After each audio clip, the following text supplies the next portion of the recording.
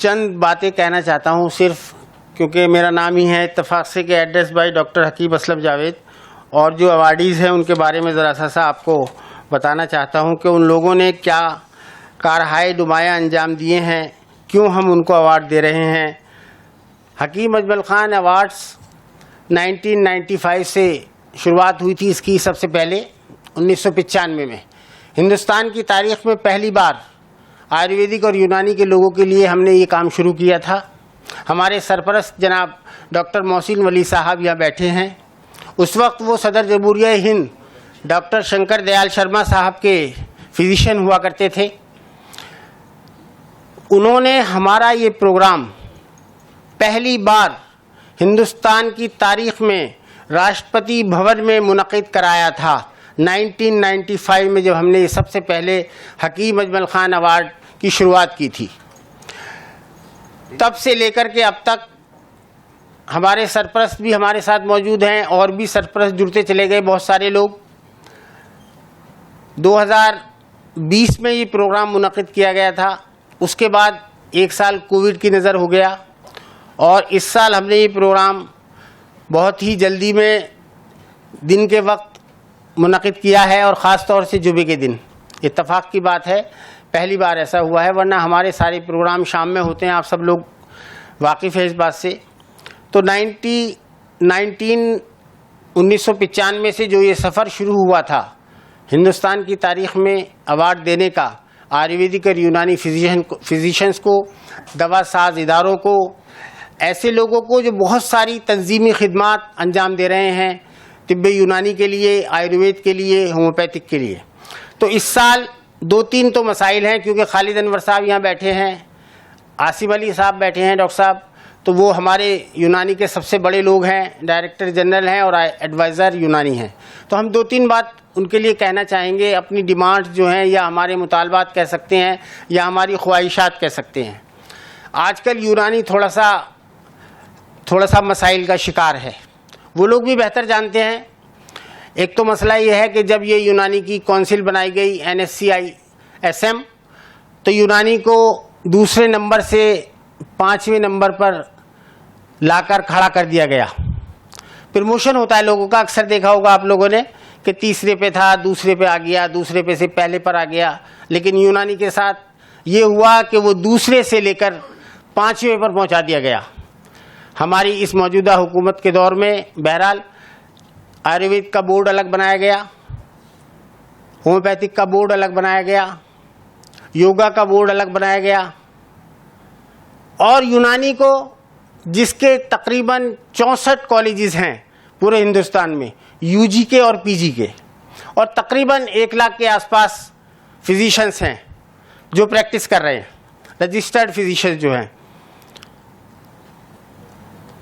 और सिद्धा के कितने कॉलेजेस हैं ये सिद्धा वालों को मालूम है, हुकूमत को भी मालूम है। सोवा रिगपा एक नई पैथी जो लद्दाख से ताल्लुक़ रखती है, उसके बारे में भी सब लोग जानते हैं। यूनानी को कम से कम आयुर्वेद के साथ रखना चाहिए था, या यूनानी का अलग बोर्ड बनाना चाहिए था, लेकिन अलग बोर्ड नहीं बनाया गया। यूनानी को सिद्धा और सोवा रिगपा के साथ एक बोर्ड मिलकर तीनों का बोर्ड बना दिया गया। और सोने पर सुहागा ये कि जो यूनानी और सिद्धा और सोवा रिगपा का बोर्ड है, उसका सदर सिद्धा तरीक़ा इलाज के डॉक्टर को बना दिया गया। तो कितना हमारे साथ ज्यादती की गई। हम इसके लिए हुकूमती इदारों से भी मिले, सेक्रेटरी आयुष से भी हमने मुलाकात की। आसिफ साहब ने एक मीटिंग बाकायदा अरेंज कराई इस बारे में। हमने उनसे मुतालबा किया कि यूनानी का अलग बोर्ड बनाया जाए।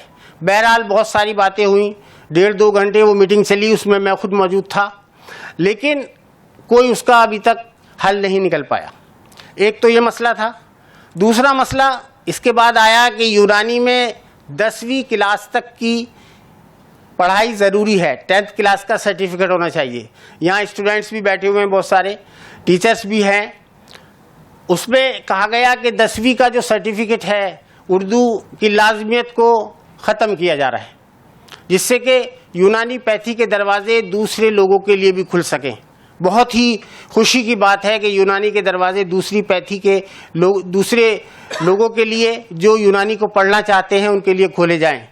हमने इसकी मुखालफत की, हम सेक्रेटरी साहब से भी मिले, मिनिस्टर साहब से भी मिलने का टाइम मांगा, लेकिन मिनिस्टर साहब से तो टाइम नहीं मिला। लेकिन बहरहाल अपने मेमोरेंडम्स हमने ट्वीट भी किए, उनको भेजे भी, लेकिन इस पर फिर उनकी एक बात ये आई कि नहीं, आप एडमिशन होने दीजिए, गैर मतलब जो यूनानी के दरवाजे दूसरों के लिए खोल दीजिए, लेकिन उनको हम 1 साल यूनानी पढ़ा देंगे। जिस तरह से प्री तिब का एक कोर्स हुआ करता था पहले, कि हम उनके लिए यूनानी के दरवाजे खोल दीजिए आप, उससे बहुत अच्छा रहेगा, यूनानी की तरक्की होगी। बिल्कुल बेशक सही बात है। लेकिन आयुर्वेद में एक कैद है कि 10वीं क्लास का संस्कृत का सर्टिफिकेट लाजमी है। तो अगर यूनानी में उर्दू की कैद है तो आयुर्वेद में संस्कृत की कैद है, तो संस्कृत के भी दरवाजे खोलिए आप। सबका विकास, सबका साथ, सबका विश्वास हमारे वजीर आजम का ये बहुत अहम नारा है, और हम चाहते हैं कि इस नारे को वो साकार करे हमारी हुकूमत, कि आयुर्वेद के भी दरवाजे सबके लिए खोल दे, और यूनानी के दरवाजे इस तरह से खोले जा रहे हैं। तो एक बात हम ये कहना चाहते हैं अपने मेहमानों से कि इस तरफ वो हमारी रहनुमाई भी करें, हमारी मदद भी करें इन मामलों को सुलझाने के लिए।